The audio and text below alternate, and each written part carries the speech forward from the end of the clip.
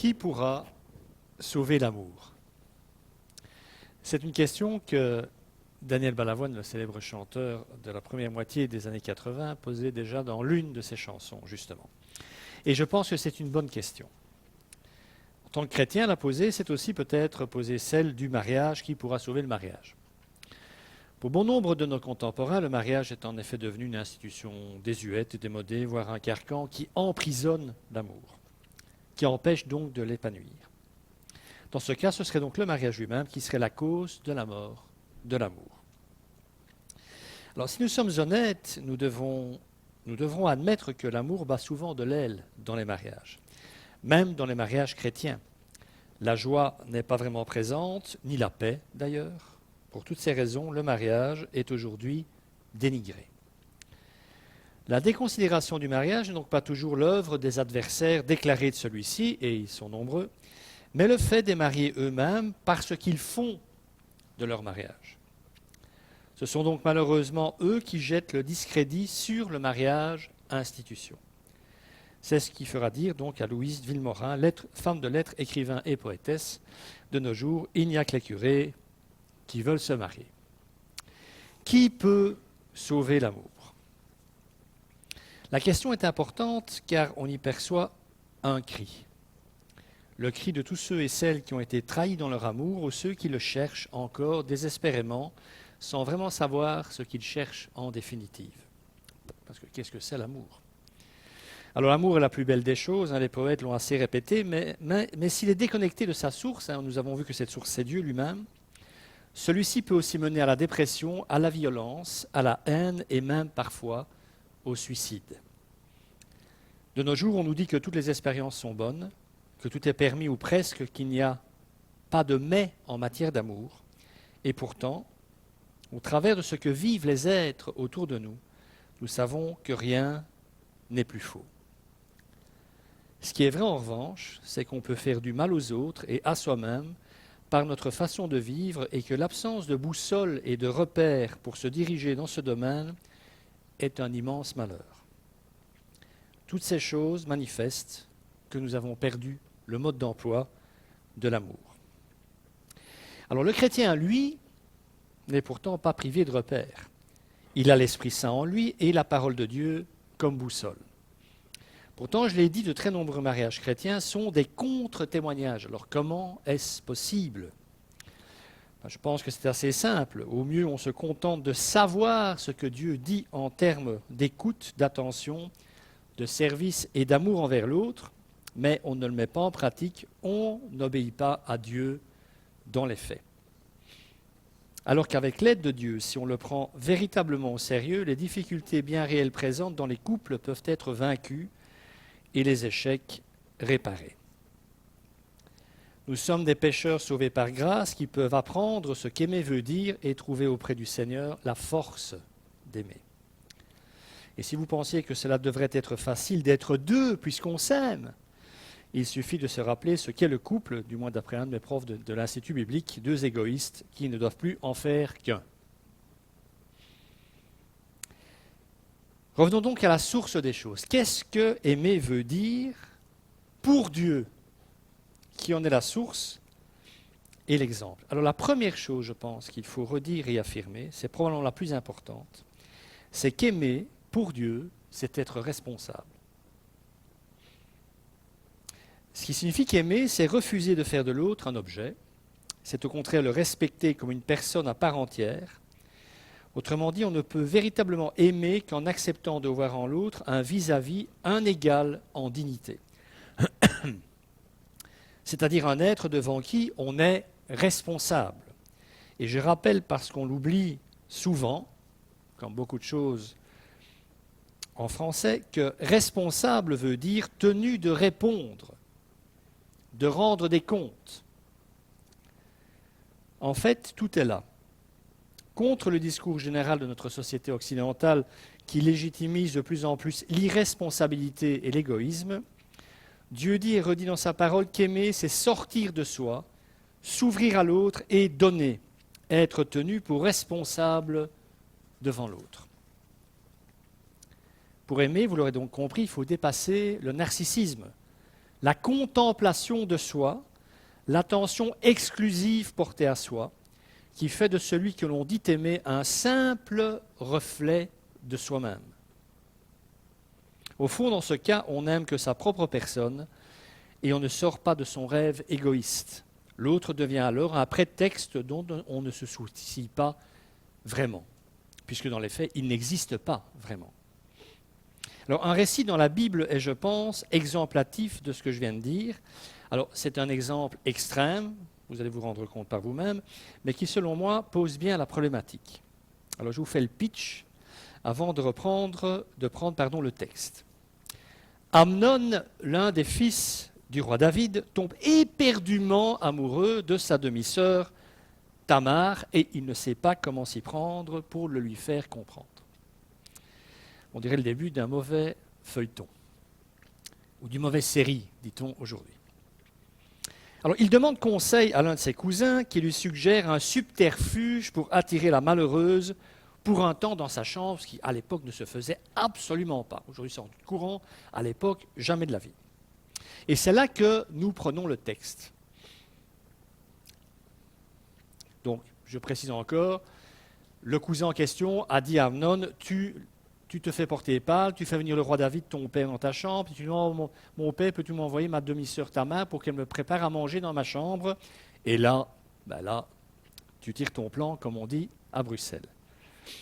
Nous sommes donc juste après le subterfuge, en 2 Samuel 13. Il la saisit, donc Amnon saisit Tamar, et lui dit, viens, couche avec moi ma sœur. Rien que cette phrase-là, déjà, ça sonne bizarre quand même. Et elle lui dit, non mon frère, ne m'humilie pas, car on ne fait pas point ainsi en Israël. Ne fais pas cette infamie. Et moi, où porterai-je ma honte? Et toi, tu serais comme l'un des infâmes en Israël. Et maintenant, parle au roi, je te prie, car il ne me refusera pas à toi. Et il ne voulut pas écouter sa voix, il fut plus fort qu'elle et l'humilia et coucha avec elle. Et Amnon l'a haï d'une très grande haine, car la haine dont il l'a haï, c'est pas facile à dire, était plus grande que l'amour dont il l'avait aimé. Et Amnon lui dit, lève-toi, va-t'en. Et elle lui dit, mais il n'y a pas de raison pour cela, ce tort de me chasser est plus grand que l'autre que tu m'as fait. Mais il ne voulut pas l'écouter, il appela le jeune homme qui le servait et dit, chassez donc cette femme dehors, de devant moi, et ferme la porte au verrou après elle. Et elle avait sur elle une tunique bigarrée, car les filles du roi qui étaient vierges étaient ainsi habillées de robes. Mais celui qui le servait la mit dehors et ferma la porte après elle. Et Tamar prit de la poussière, la mit sur sa tête et déchira la tunique bigarrée qu'elle avait sur elle, et elle mit sa main sur sa tête et s'en alla marchant et criant. Et Absalom, son frère, lui dit, « Est-ce que ton frère Amnon a été avec toi? Et maintenant, ma sœur, garde le silence, il est ton frère, ne prends pas cette chose à cœur. » Ça aussi, ça fallait oser le dire. Et Tamar demeura désolée dans la maison d'Absalom, son frère. Et le roi David entendit parler de toutes ces choses. Et il en fut très irrité. Et Absalom ne parla à Amnon ni en mal ni en bien, car Absalom haïssait Amnon, parce qu'il avait humilié Tamar, sa sœur. Ce genre d'histoire que l'on trouve facilement dans l'Ancien Testament. Vraiment. Et on se demande souvent en lisant ça, mais où est-ce qu'on est tombé, en fait? Alors nous venons de dire qu'aimer, c'est être responsable de soi, de ses sentiments, de ses émotions et surtout du respect que l'on doit à l'autre. Qu'aimer, c'est en quelque sorte être responsable devant l'autre. Et que constate-t-on ici? Si on essaye, bien sûr, on est focalisé en lisant ce texte sur ce qui s'est passé entre Tamar et Amnon, mais prenons un peu de distance, il n'y a pas que dans cette histoire. On va commencer par eux. Tous les hommes, parce qu'à part elle, à part Tamar, ce sont tous des hommes qui sont en ligne de compte, tous les hommes de cette histoire se comportent en lâches, et bon, on va le dire, et en salauds. Le cousin qui aide d'abord Amnon à arriver à ses fins, quel judicieux conseil, franchement, commence par mentir, quoi. Amnon, ensuite, qui n'est rien d'autre, vous l'aurez compris, qu'un violeur. Et le roi, qui est aussi le père des protagonistes, qui, selon la loi de Dieu, devrait rendre la justice, est simplement irrité, ça ne lui plaît pas, quoi, de la chose, mais il ne dit rien et il ne fait rien. Et enfin, il y a Absalom, l'autre frère de Tamar, son vrai frère, lui, qui lui dit de se taire. Comment peut-on garder ça en soi? C'est un très mauvais conseil. Hein. Qui lui dit de se taire, mais il finira par attirer son demi-frère Amnon dans un guet-apens afin de le tuer. Et il le fera 2 ans après les faits. C'est donc un crime prémédité et ruminé durant 2 longues années. Alors tout cela, ce refus général d'assumer ses responsabilités, de se sentir redevable envers l'autre, de lui rendre des comptes, aura des conséquences énormes sur la suite du règne de David.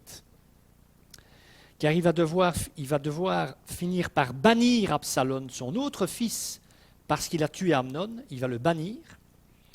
Ça va provoquer une guerre civile en Israël entre Absalom, qui va revendiquer dès lors le trône de son père. Ça va fragiliser le trône d'Israël, et ça va provoquer, en bout de course, je l'ai dit, la mort d'Amnon, et plus tard, pendant cette guerre civile, la mort d'Absalom, l'autre fils de David. Tous ces hommes étaient supposés s'aimer les uns les autres. Ils constituaient quand même une famille. Hein, okay? Il y a un père, il y a des fils, il y a ce sont les membres d'une famille.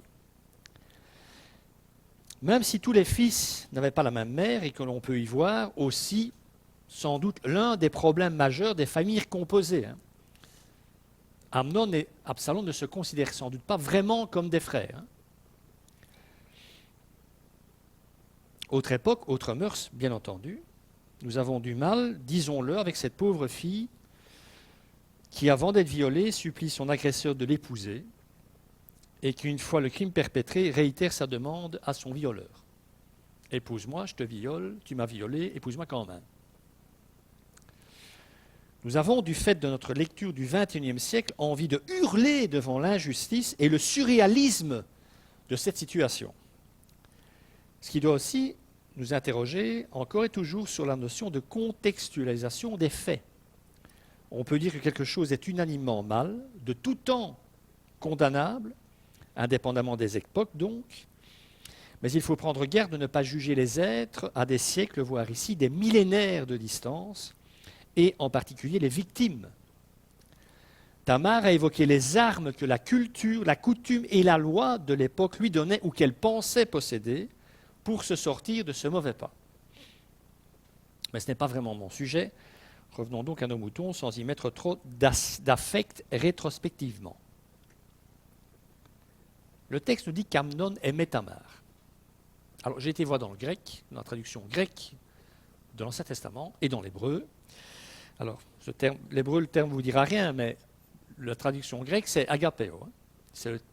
C'est le terme amour agapé qui est utilisé pour décrire l'amour de Amnon pour Tamar. C'est donc pas une sorte d'amour au rabais, le texte dit il aime. Alors moi je pense que ce texte est utilisé dans le texte de l'Ancien Testament tout simplement pour nous dire que c'est ce que pense ressentir Amnon. Ce n'est pas la vision que Dieu a sur cet amour. Je pense vraiment que c'est ce que lui pense ressentir pour sa demi-sœur. Il l'aime tellement, nous dit le texte, qu'il en est malade. Littéralement, il est malade. Il ne mange plus, son visage est défait, il est triste, il n'a plus le goût de vivre. Il accumule tous les symptômes de la passion amoureuse, même les facultatifs, on a envie de lui dire les uns pour les autres. T'en fais peut-être un peu beaucoup là, non ? Alors tous ceux qui ont aimé au moins une fois dans leur vie et qui, pour une raison ou pour une autre, n'ont pu déclarer leur amour immédiatement, peuvent comprendre l'émoi d'Amnon et les questions lancinantes qui doivent le tourmenter. Va-t-elle gentiment me dire d'aller me faire voir, m'aime-t-elle aussi? Partage-t-elle mes sentiments? Pourrais-je seulement l'approcher pour lui parler? Tous ces symptômes de son mal-être sont bien réels puisque son cousin, et c'est de là que vient leur conversation, et ce fameux conseil, son cousin remarque son désarroi et le fait qu'il maigrit de jour en jour. À ce stade, quand on ne connaît pas le reste du récit, on peut se sentir en empathie avec Amnon, le pauvre, il est amoureux. Comment va-t-il donc gérer cette passion dévorante? Là est tout le problème, et pour le coup, la chose reste vraie de nos jours. On discute suffisamment de la notion de consentement en ce moment pour se rendre compte que tout cela n'est toujours pas clair pour tout le monde. La question qui doit donc turlupiner Amnon est: son amour pour Tamar a-t-il seulement une chance d'aboutir? Il est en droit de se poser la question pour les raisons que nous avons déjà évoquées. Il ne sait pas s'il l'aime en retour, mais aussi pour des raisons légales. C'est sa demi-sœur. Ça ne passerait pas aujourd'hui, ça ne passait pas à l'époque non plus. En effet, Tamar, rappelons-le, est donc sa demi-sœur, et la loi de Moïse est assez restrictive sur les possibilités de relations amoureuses au sein d'une même famille. C'est le moins qu'on puisse dire. On va prendre le texte de Lévitique 20, verset 17, qui statue sur ce genre de relation. Vous allez voir, c'est assez expéditif. Bon, si un homme épouse sa sœur, fille de son père ou de sa mère, s'il voit sa nudité et qu'elle voit la sienne, c'est une honte. Ça commence fort. Ils seront exclus sous les yeux des membres de leur peuple. Il a dévoilé la nudité de sa sœur, il supportera les conséquences de sa faute. Alors les conséquences en question, soyons clairs, étaient la mort par lapidation. Et cette traduction que j'ai prise exprès pour vous dire que les traductions parfois donnent un drôle de sens aux choses, cette fameuse traduction qui nous dit « ils seront exclus du peuple », c'est retranché par la mort, par lapidation du peuple. C'est comme ça qu'ils vont quitter le peuple, c'est par la mort.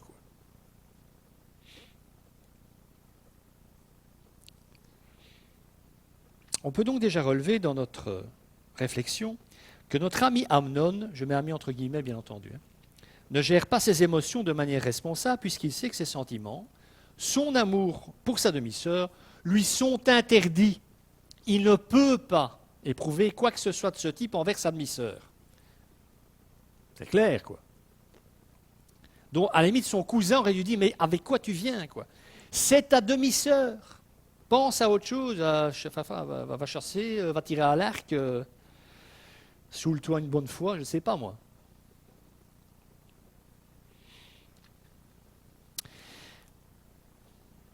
Il est responsable de ce qu'il ressent. Et il ne peut pas le ressentir. Alors vous allez me dire, waouh, quelle nouveauté. Ah ben non.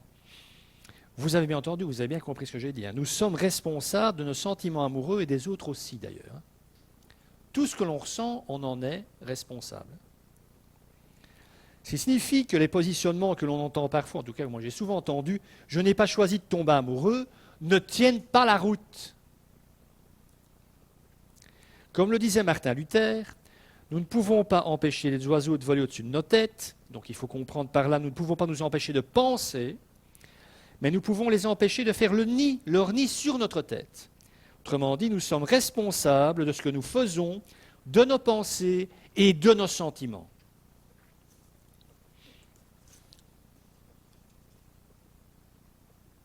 Ça devait être redit. On peut donc aussi s'étonner de ce que Tamar propose à son demi-frère le mariage pour empêcher l'acte sexuel.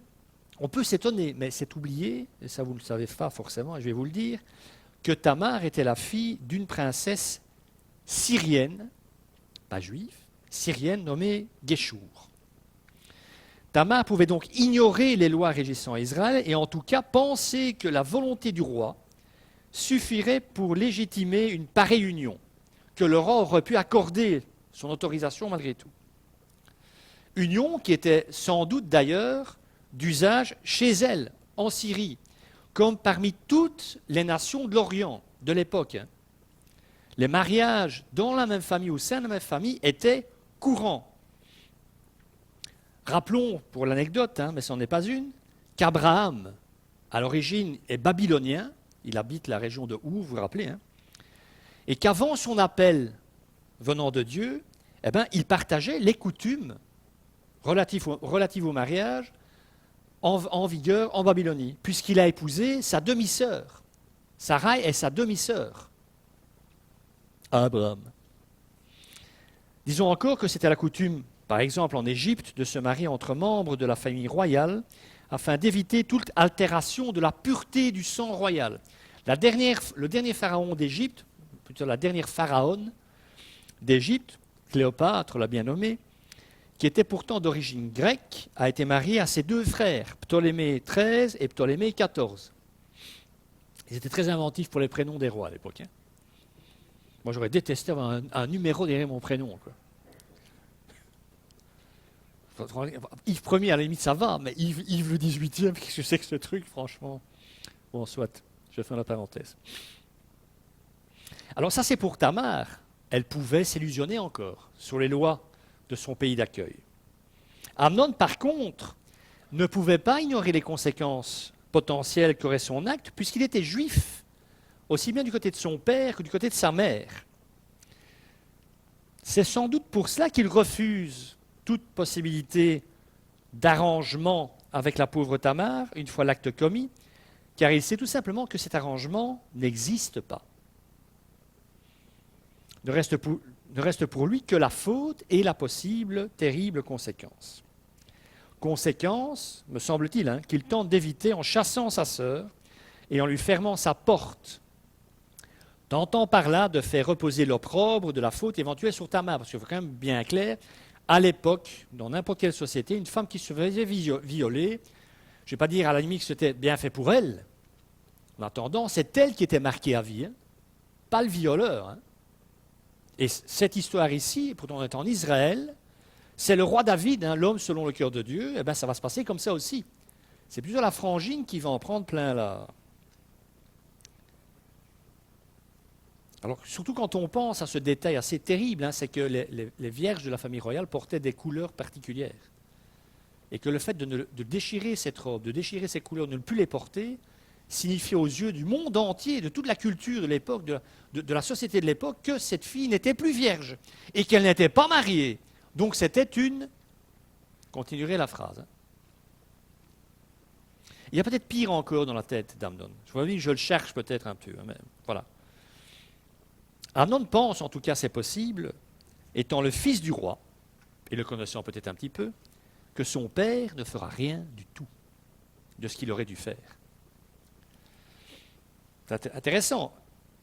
Amnon mérite la mort, le père ne fait rien, ni en tant que père, ni en tant que roi.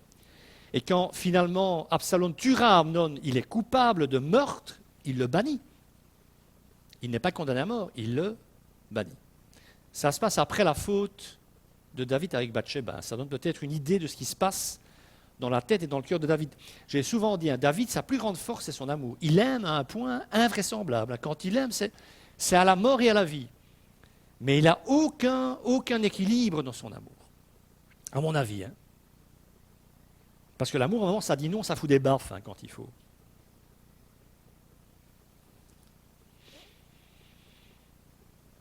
Oui, peut-être qu'Amnon se dit que son père ne dira rien, ou ne fera rien en tout cas. Et sur ce point, il semble qu'il ait eu raison. David n'a rien fait. Il n'a rien dit.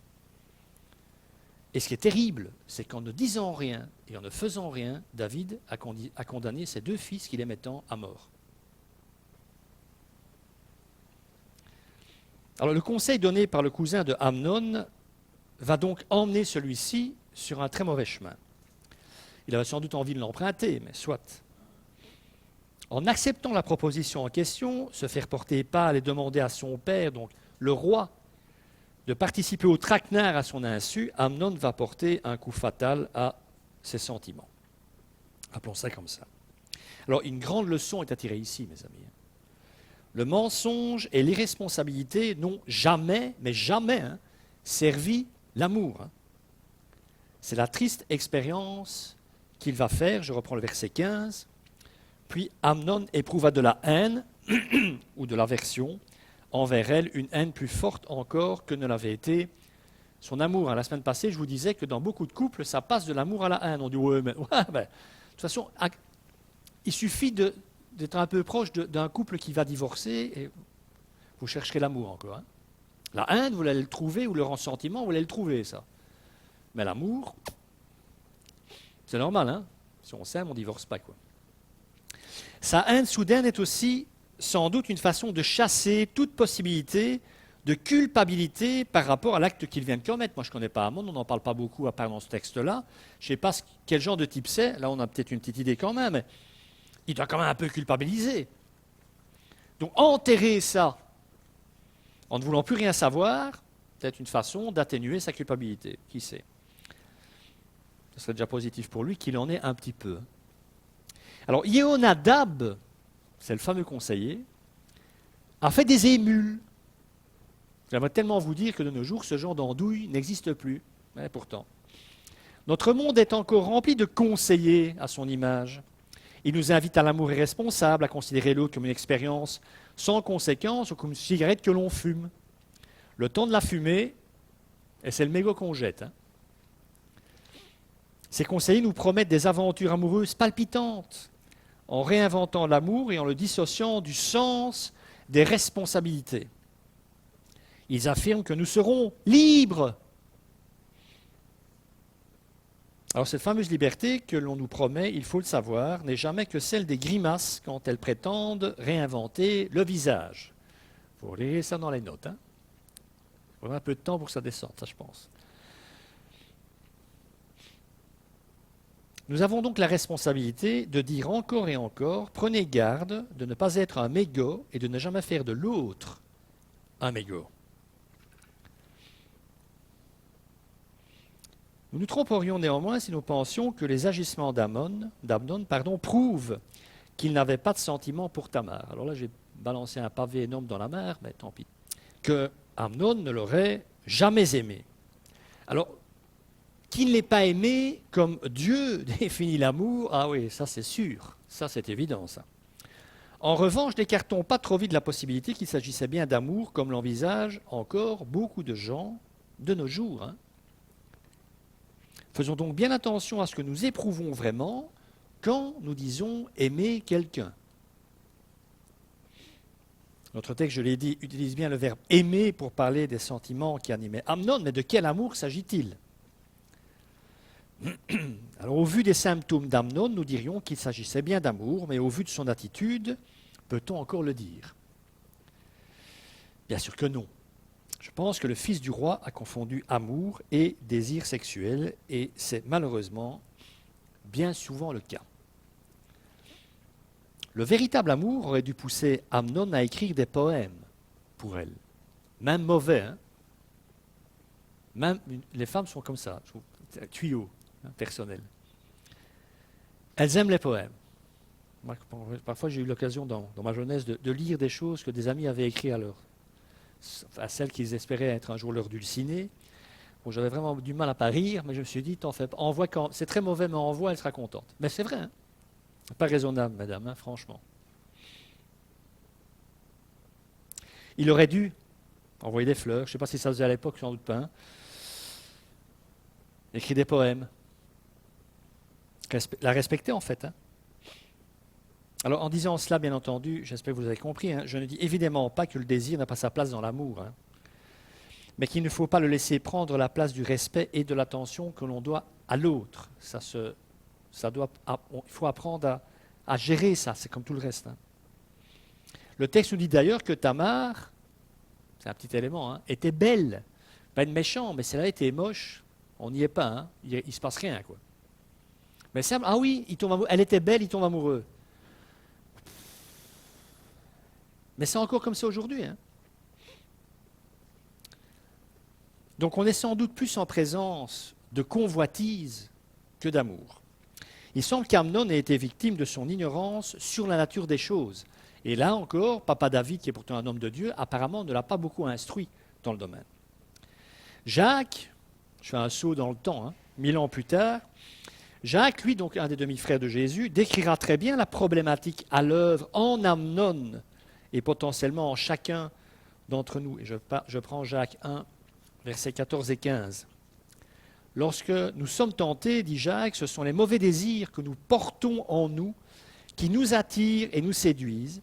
Puis le mauvais désir conçoit et donne naissance au péché. Et le péché, une fois parvenu à son plein développement, engendre la mort.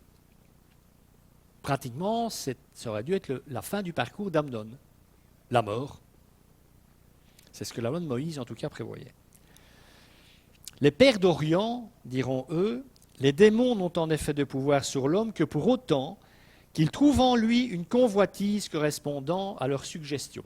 Ils appuient que où ça fait mal, où on a une faiblesse. Jean Chrysostome, père de l'Église, donnera lui l'attitude à adopter face à ces pulsions intérieures qui sont bien réelles donc.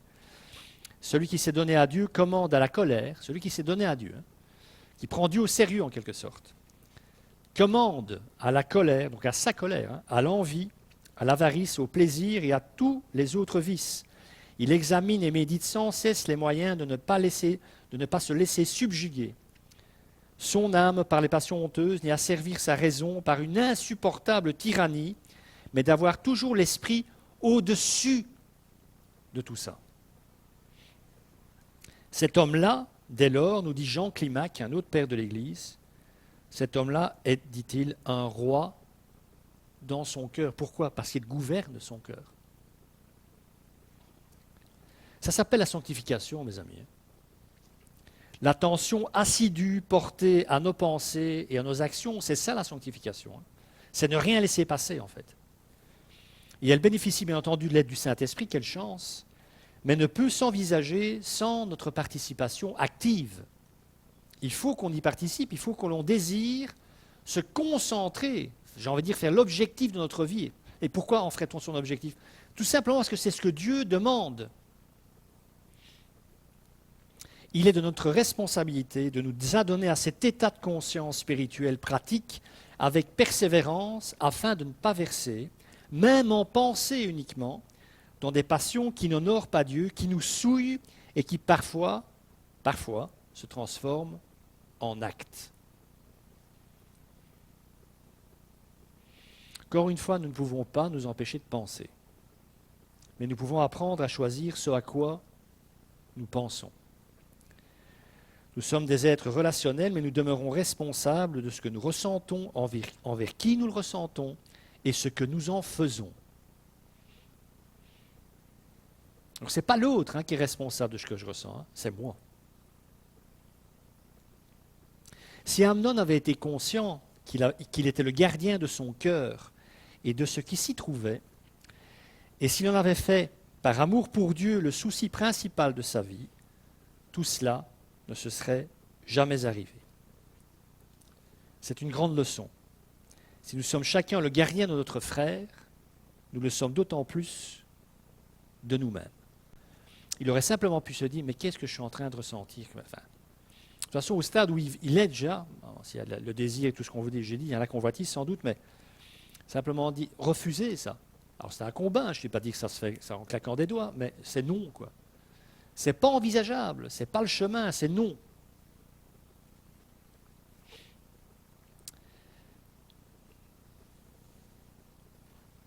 Deuxième point, aimer, c'est accepter, on ne va pas vous forcer, c'est accepter de mûrir, de grandir en fait. Je prends un texte dans Philippiens 1, versets 9 à 11. Et voici ce que je demande dans mes prières. C'est Paul qui parle bien sûr. C'est que votre amour augmente de plus en plus en connaissance et en pleine compréhension pour que vous puissiez discerner ce qui est essentiel. Ainsi vous serez purs et irréprochables pour le jour de Christ, remplis du fruit de justice qui vient par Jésus-Christ, à la gloire et à la louange de Dieu. L'amour doit donc augmenter. Sur la pratique, s'il n'augmente pas, il y a un souci. Il doit abonder de plus en plus dans nos vies et nous faire croître en connaissance et en véritable sensibilité. Alors, vous l'avez compris, il n'y a pas vraiment de la place pour l'arrogance, pour l'orgueil, ou la médiocrité, ou la suffisance, ou l'autosatisfaction. Rien de tout ça. L'amour de Dieu doit élaguer de nos vies toutes les branches mortes ou parasites, toutes celles qui font du mal à l'autre, qui me font du mal à moi, ou qui ne portent aucun fruit ni pour moi ni pour l'autre. Ça me fait bien entendu penser à la parabole du cep et des sarments, où Jésus dit « Sans moi, vous ne pouvez rien faire ». Alors quelle est donc cette chose en particulier que nous ne pouvons pas faire sans Christ, sans qu'il nous aide? C'est aimer. Une fois que vous aimez, Paul le dit, vous accomplissez la loi de Dieu. Quelqu'un qui aime, qui apprend à aimer comme Dieu le demande, avec l'aide de Dieu, finalement il ne pêche plus, mes amis. Il a l'entraînement quelque part, mais il ne pêche plus. Si vous aimez les 10 commandements, vous les vivez. Quelqu'un qui aime, il ment, pas quelqu'un qui aime, il ne convoite pas la femme ou la propriété ou les biens de l'autre. Quelqu'un qui aime, il ne ment pas. Certainement pas à celui qu'il aime ou à celle qu'il aime. Alors Albert Camus, j'ai fait le lien en fait avec la parabole du sarment, je trouvais que ça tombait bien. Albert Camus, le fameux écrivain philosophe, l'a exprimé à sa manière. Il y a deux sortes d'efficacité, l'efficacité du typhon et l'efficacité de la sève. Alors vous avez compris, avec Jésus, on est plutôt dans l'efficacité de la sève. On ne cueille pas une fleur avec une pelleteuse. Certains hommes, dans leur rapport affectif, c'est un peu ça, quoi. Ce sont des pelleteuses. Voilà, aidez.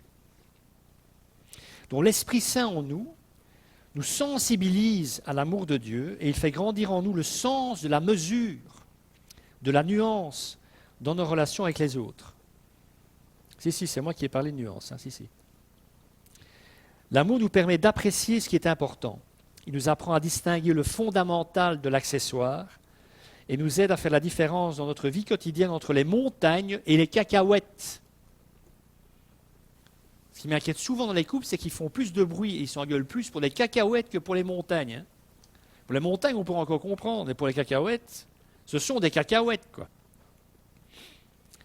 Je vais un jour probablement prêcher sur la parabole de la cacahuète. Ça me paraît important. Donc ce discernement-là, nous en sommes tous capables, puisque nous avons tous reçu le Saint-Esprit. Ce discernement nous permet de regarder sérieusement les petites choses, parce que si c'est une petite chose pour celle ou celui que j'aime, ça doit devenir une pour moi, ça doit devenir important pour moi. Je peux peut-être dire, c'est quand même pas grave, mais si c'est grave pour elle ou pour lui, je vais de toute façon devoir le gérer. Donc, il va m'apprendre, le Saint-Esprit, à regarder sérieusement les petites choses et paisiblement les choses sérieuses.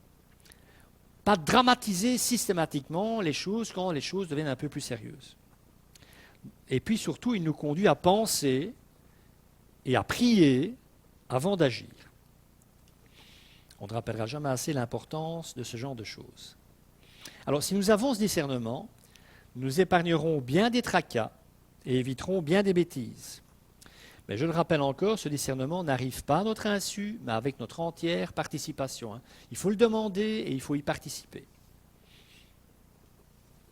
Alors l'amour qui vient par Jésus-Christ à la gloire et à la louange de Dieu, dit Paul, nous est offert, non pour que nous nous prélassions dedans, ou l'accaparions pour nous-mêmes, mais pour que cet amour nous ramène toujours à Christ, la source de l'amour. On ne s'étonnera donc pas dès lors que Paul fait de l'amour un sujet de prière. Pourquoi ? Parce que l'amour, c'est sérieux. On ne saurait se contenter de son seul instinct pour en découvrir la véritable nature. On a besoin de l'aide de Dieu pour ça. Et c'est pour ça qu'il faut le lui demander. C'est pour ça qu'il faut prier, pour que notre amour augmente et que l'amour dans la vie de ceux que nous aimons augmente également. Et enfin, aimer, j'aurais pu faire plus de points, mais aimer, c'est avoir des préférences, par définition. Préférer quelqu'un implique que nous fassions des choix et que nous prenions des décisions. Alors, ce sont deux termes aujourd'hui qui font peur à beaucoup de monde. Choisir et décider. Pourtant, au quotidien, tous les jours de notre vie, peut-être pas 24 heures sur 24 parce qu'on dort un peu, mais disons pour les plus actifs d'entre nous, 17 à 18 heures par jour, on décide et on choisit, consciemment ou non. Et choisir et décider, ce sont deux aspects terriblement importants de l'amour. Préférer quelqu'un, c'est être bien en sa présence. C'est déjà un indice, ça. C'est rechercher cette présence par-dessus tout. Donc quand cet être n'est pas là, il nous manque quelque chose. Je pense que c'est déjà valable dans le couple. Les sociologues, on en sait parler. Les couples, ça tient plus ou moins jusqu'au moment où les deux sont pensionnés. Ils passent leur temps ensemble puisqu'ils sont pensionnés. Il y a un indice, c'est qu'il y a 70% des femmes de plus de 65 ans qui demandent le divorce. C'est assez nouveau, ça, une dizaine d'années. Ça fait une dizaine d'années que les femmes demandent majoritairement le divorce passé l'âge de 65 ans. Pourquoi ? Parce qu'elles sont à demeure avec leur mari. Et elles demandent le divorce. Les hommes, moins. Ça ne veut pas dire qu'ils sont meilleurs. Ils sont peut-être moins courageux. Mais ferme la parenthèse. Mais ça dit quelque chose quand même. C'est pour ça que l'amour doit augmenter. Et c'est pour ça qu'il faut qu'à un moment, on soit forcément, quand on est en couple, mieux avec l'autre que quand il n'est pas là. Qu'on dit, oh, mon mari n'est pas là, quelle chance, ou ma femme n'est pas là. Les vacances, il n'est pas là. Enfin, les gars, il faut arrêter, quoi. Ça ne peut pas fonctionner comme ça. Donc, c'est rechercher cette présence, la présence de l'autre par-dessus tout. On est prêt à tout pour l'autre et on ne recule devant rien. Trouver des fraises en hiver ou faire 300 km pour l'avoir quelques instants. Aucun don n'est trop grand, même le don de soi, car aucun renoncement, en fait, n'est vécu comme un sacrifice puisqu'on l'aime. Aucune décision prise en faveur de l'autre n'est ressentie comme une perte parce qu'on aime l'autre. Préférer quelqu'un, c'est apprendre à aimer mieux. Vous savez, le mariage, en tout cas, je reviens à ça, le mariage, tout ça est extensible à l'Église et à l'amitié entre hommes, entre femmes, etc. Hein. Toutes les formes d'amour, j'ai envie de dire. Mais c'est clair que préférer quelqu'un, c'est apprendre à aimer. C'est bâtir sa vie sur la tendresse, l'amitié, l'affection, la sympathie. Alors il est clair que notre affectivité, nos émotions sont impliquées, mais aussi notre volonté, car aimer, c'est une décision. Il faut décider d'aimer, c'est un choix. J'ai souvent dit, mais Jésus a décidé par amour d'aller à la croix. C'est pas qu'il dit, oh, je ressens un tel amour pour eux. Non, non, il a décidé par amour de mourir. Voilà.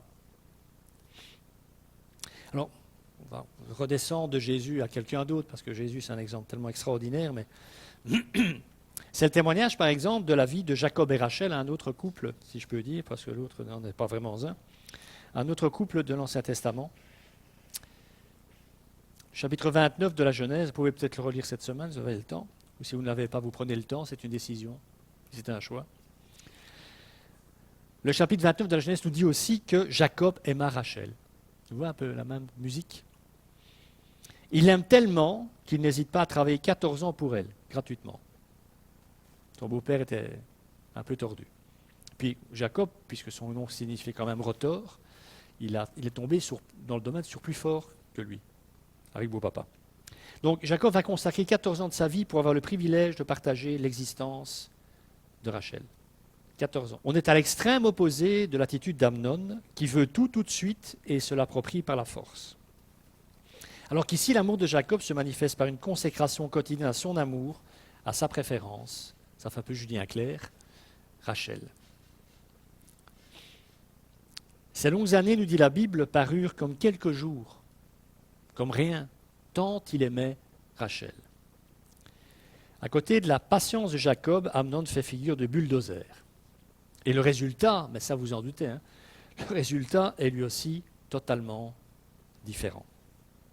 Puisque de cette union naîtront, vous le savez, des fils qui deviendront les tribus d'Israël. Préférer quelqu'un implique également l'exclusivité. Ça vous en doutiez peut-être un petit peu. Hein. Mon oui pour une telle femme ou un tel homme impliquera un non pour toutes et tous les autres. Choisir, c'est renoncer. Si je te choisis toi, je renonce à toutes les autres, ou tous les autres.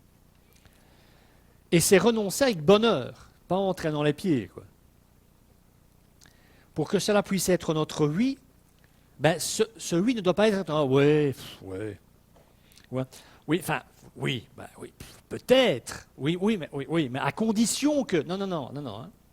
Ce oui, rappelez-vous la semaine passée ce que j'ai dit, ce oui implique tout notre être, toute notre histoire, tout ce que nous sommes.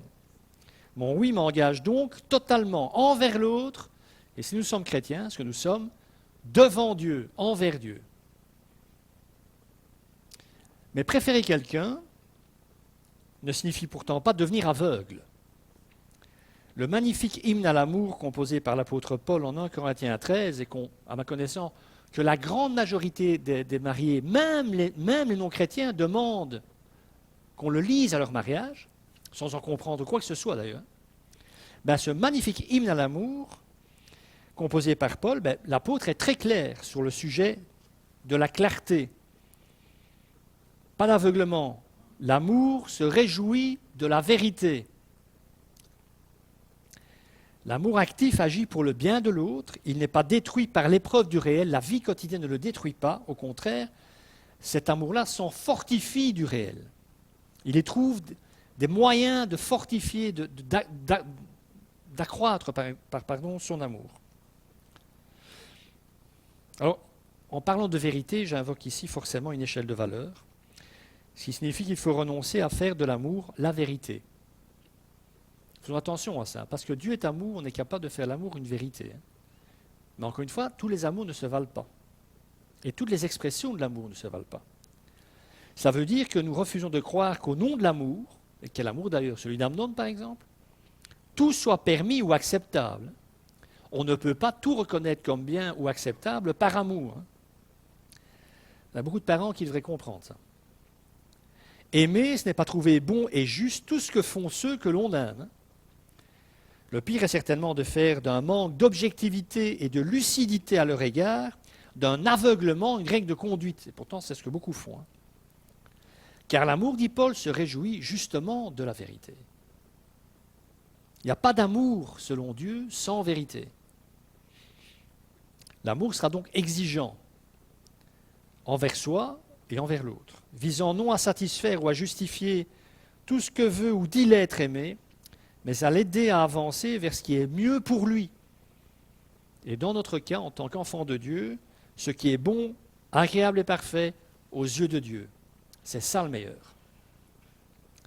Alors c'est vrai que Paul, dans le même passage dans Corinthiens 13, dira que l'amour supporte, que l'amour patiente, mais il ne se complaît pas dans la médiocrité, il ne s'accommode pas du mensonge.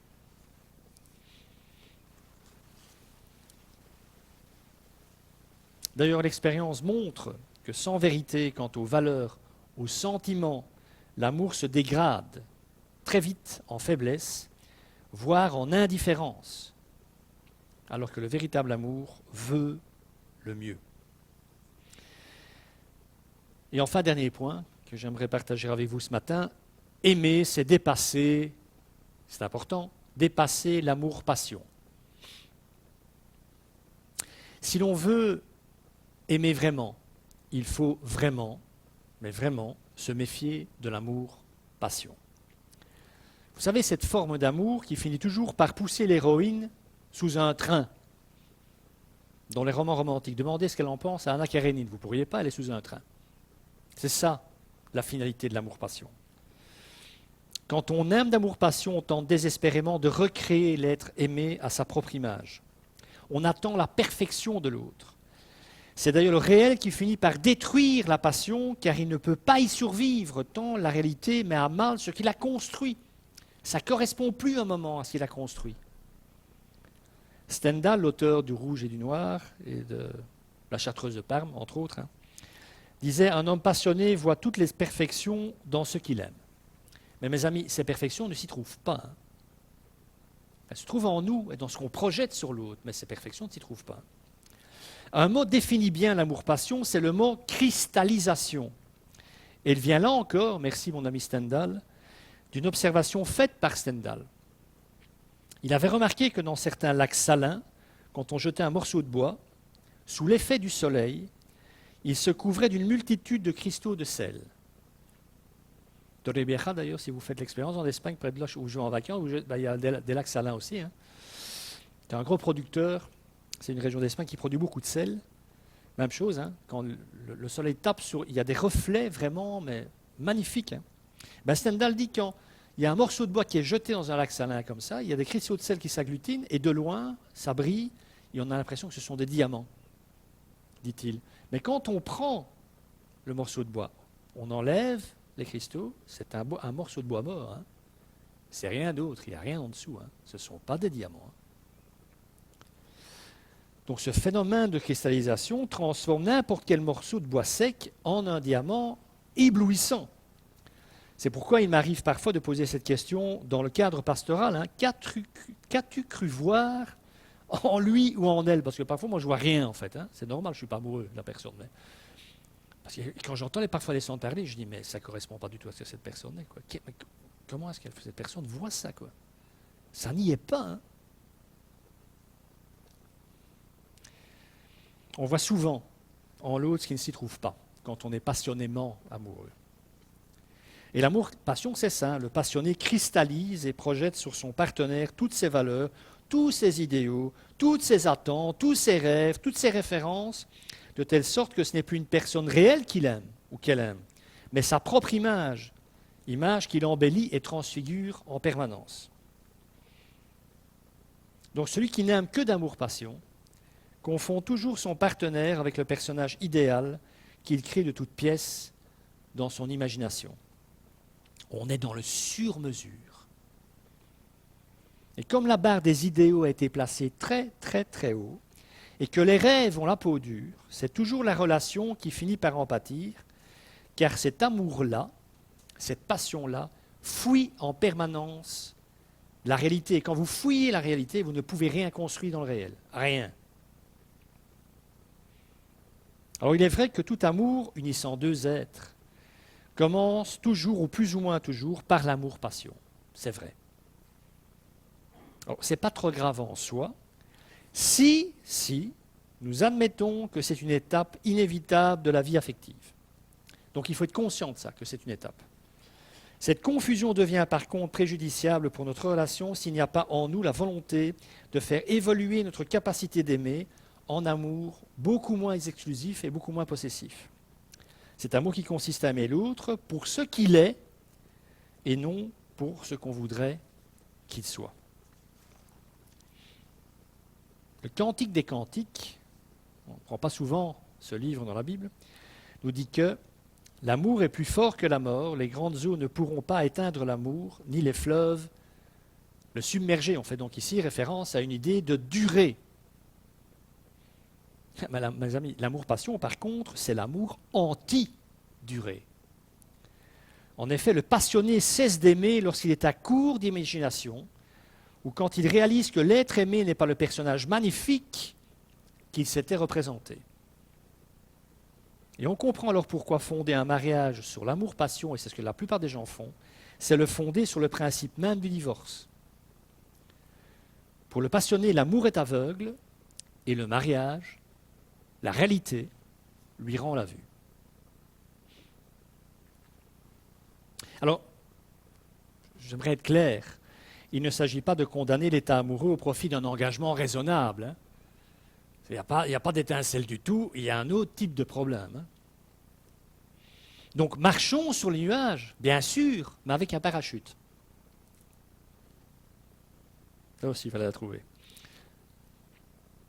Et entendons ce que Dieu, au travers de sa parole, a à nous dire sur le sujet de l'amour. Et le parachute dont je parlais, je suppose que vous avez compris, c'est l'amour, bien entendu. Le vrai. Quand les amoureux déçus croient que l'amour est fini, parce que c'est ce qu'on entend beaucoup, hein. J'ai rien à te reprocher, hein, mais je ne t'aime plus. Qu'est-ce que ça veut dire, cette phrase? Donc quand les amoureux déçus, les passionnés déçus croient que l'amour est fini, c'est en fait le rêve amoureux qui s'estompe. Et c'est à ce moment-là que l'amour, le vrai, doit prendre le relais. Puis, je termine en rappelant le plus important. Je ne vais pas développer parce que je serais parti pour un message entier. C'est que l'amour véritable, rappelez-vous, est un fruit de l'esprit. C'est le fruit de l'esprit. Galates 5, 22. Et notre Père qui est amour veut, c'est son désir profond, nous apprendre à aimer.